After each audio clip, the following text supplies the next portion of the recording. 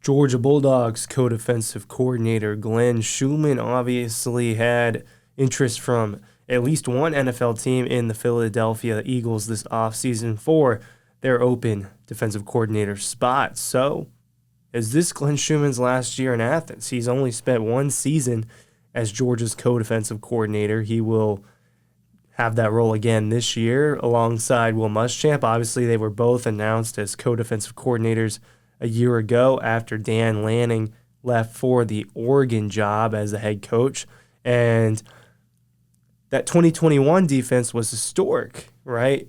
And it had I can't wait until everyone from the 21 defense is gone, so we can see just how good they really were, right? It's because a handful of those guys are also going to get drafted here about a little over a month from now, right? We're late March now. Time is ticking, and the NFL draft is at the end of April, and a bunch more guys are going to get drafted. More guys off of that 21 defense, obviously part of the 22 defense as well that ended up winning a national championship. But the numbers were fantastic in the first year. I think it definitely is hard when you lose so much important production. I think that just before I started recording is the first time that I kind of looked at it as far as a production standpoint. What did they lose going from 21 to 22? And, what did they accomplish as a 22 defense without guys like Jordan Davis, Devontae Wyatt, Lewis Cine,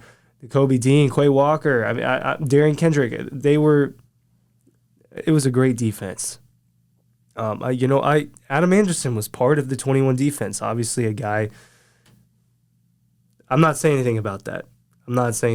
But he was part of the 21 defense, and that's extra production that they didn't have going forward. Obviously, Ryan Curley from Dog Post here talking about Glenn Schumann. Is this his last year as a member of the Georgia Bulldogs coaching staff? Because if Georgia has another great year defensively, and my guess is that they actually might improve slightly from last season, is 2 years as a co-defensive coordinator all that Glenn Schumann has left kind of in the tank? That is it one more year, and then he takes maybe a head coaching job somewhere at another college, or does he get an NFL defensive coordinator job? Obviously, Schumann is very young. I believe he's 32, if I have that properly. So, but what he's done, and I get to see him coach up close sometimes, in these practices, just on the sideline at games and warm-ups.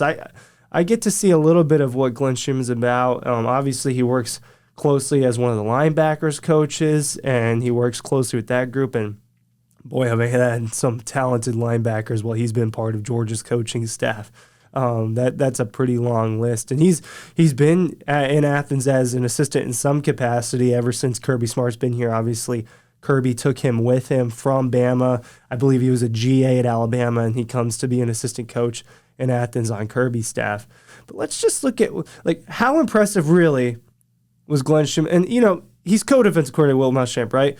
It's my understanding that I might not be completely right about this, but it's my understanding that it's Schumann's defense kind of, and Muschamp's a little bit more of an advisory role, but Schumann, they work together. And Will Muschamp obviously has several years of experience as both a defensive coordinator and as a head coach. I'm not discounting Will Muschamp, but just from what I think it might be a little bit more Schumann's defense. And if Schumann does leave, I think that the easy thing for Kirby to do is probably just to elevate Muschamp to solo DC. And that'd be, Georgia's got quite the interesting staff. But numbers-wise, I was looking at it, they played 15 games both years, obviously, going to the national championship and going to their conference championship. So one thing I'll say, both defenses allowed a 40-point game, right? In 21, Georgia allowed over 40 to Alabama in the SEC championship that they lost. Now, the Georgia team did not lose in 2015 or 2022, and obviously that is an improvement. But I'm looking total points. Georgia in 22 allowed around just over 10 a game, and that was one of the best defenses ever.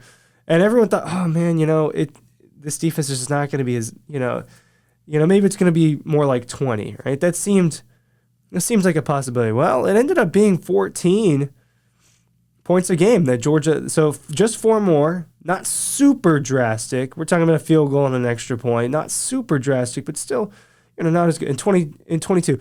But the kicker is there's more than one kicker. The production that they lost and they had to replace, the leadership that they lost and had to replace, I think shows how impressive it was. I think that you have to give credit to the talent. It's not all Glenn Schumann. It's not all Will Muschamp. It's not all Kirby. The talent, the other assistant coaches also matter. That there's more than one ingredient to the pie. You know what I mean? There's not, if it's an apple pie, it's not just the crust. It's not just the apples. It's not just whipped cream, whatever. That was an awful analogy. Anyway, you know what I mean. There's more than one puzzle piece, and that would have been way better. And, we're talking about, as far as tackling, out of the top 10 tacklers from 2022, they lost 1, 2, 3, 4, 5, 6, 7, and then the 8th one was Dan Jackson. And he obviously got hurt. So, let's call that 7.5 of Georgia's leading tacklers on the 21 team gone, all right, heading into 22. And then sacks, you're 1, 2, 3, your four leading sack, well, other than obviously Robert Beal, but 4 of your 6 leading sackers, sackmen, whatever you want to call them, not on the team. Darian Kendrick, obviously, the 4 picks, gone. So, as far as a production standpoint, they lost so much. And, you lose guys like Jordan Davis wasn't even in either of those categories that I just mentioned, right? So, I think that speaks volumes. When he was kind of your leader on your defense, Trayvon Walker was 13th in tackle. He had the 6 sacks. So what they lost, extremely significant. Extremely significant. You don't see teams recover from losing that much production very often. Alabama obviously figured it out, and that's why Alabama and Georgia, there's a lot of reasons why they get compared so much just as the way that things have shaken out. There's so many reasons. It feels so similar. The way that Georgia's churning out this talent feels similar. The way they're churning out playoff appearances and the national championships, the coaching tree. The reason why we talk about it so much, the reason why it gets talked so much about by not just us, is because the comparisons are real. It is similar. And I don't see how this stops, whether Schumann's here or not. And I think that it is impressive what Schumann and staff did with this defense. Now, don't get me wrong. When you have guys like Jalen Carter and you still got Nolan Smith and you got all the talent, you add new guys like Malachi Starks and Michael Williams, the talent gets replaced, right? And there's still talent. The coaches don't control. They do because they recruit these guys, but you coach the talent that you end up recruiting that's in front of you, and that talent ended up being special again. And I think Georgia's losing even less production heading into 23. I think that obviously the guys that they're losing were huge. Keely Ringo, Christopher Smith, Jalen Carter, Nolan Smith. Those 4 were 4 of your pillars on defense. Guys that have played a lot, guys that have made big plays, guys that have been part of big moments. So those 4 guys, it hurts to lose them. But in 21, they heading into 22, they showed, well, you lose guys like that and production like that and even more production like that. Well, we can still be a defense that only allows 14 points a game. We can still be a defense that has multiple shutouts, right? Samford, Vanderbilt, hold Kentucky to 6 points, hold Georgia Tech to 14, hold Oregon to 3 points. These shutouts, what the defense was capable of was impressive. It is a hats off to Schumann type situation. And I think if he got as much interest as if he got interest the way he did this offseason, if Georgia's defense is better, which I expect it to be slightly better. I mean, I'm talking about slightly. We're talking about maybe a point or two difference, maybe a little bit more impressive. If Georgia's defense is better, I expect that Schumann is gone. I mean, it's just my guess. I don't know exactly what's going to happen.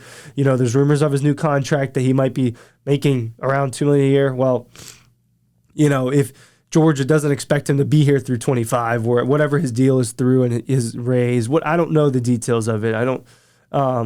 Whatever that is, maybe they're not actually going to eat that because Schumann is getting attention, and it might be gone. I just don't think it's crazy to say that this very well could be Glenn Schumann's last year as Georgia on this Georgia staff, because I think that if they get better and if he does a hell of a job again, he's going to get interest from the NFL and he's going to get interest from other schools as a head coach. He's going to get interest coordinator spots in the NFL. I mean, Todd Monken, it just happened to him.